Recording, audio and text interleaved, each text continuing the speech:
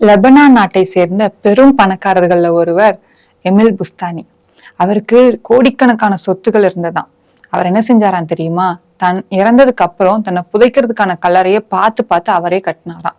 அவருக்கென்று தனியாக ஒரு ஜெட்டு விமானம் இருக்குமா, அவர் எப்பவும் அதுல தனியா பிரயாணம் பண்ணுவாராம்.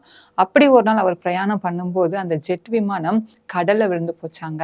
அப்படி அது விழுந்ததுக்கு அப்புறம் பல மில்லியன் டாலர்களை செலவு பண்ணி எப்படியாவது அவரோட உடலை கண்டுபிடிச்சிடணும்னு அவங்க நினைச்சாங்களாம். ஆனாலும் இறுதியில விமானத்தின் பாகங்களை தான் கண்டுபிடிக்க முடிஞ்சதே ஒழிய அவருடைய உடலை கண்டுபிடிக்கவே முடியல.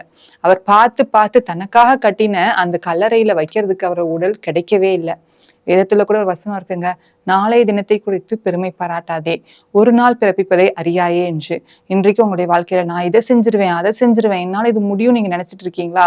இல்லவே இல்லைங்க. ஆண்டோடைய பாதத்துல அமர்ந்து கர்த்தருக்கு சித்தமானால் நான் இதை செய்வேன், ஆண்டோடைய சித்தப்படி என் வாழ்க்கையில் நடக்கட்டும் நீங்க ஒப்பு கொடுக்கும் போது கண்டிப்பாவே ஆண்டவர் அதை நிறைவேற்ற உங்களுக்கு உதவி செய்வாருங்க. ஆண்டவரை நம்பி இருங்க. உங்களுடைய எல்லா காரியங்களையும் ஆண்டோட பாதத்துல ஒப்பு கொடுத்து நீங்க செய்யுங்க.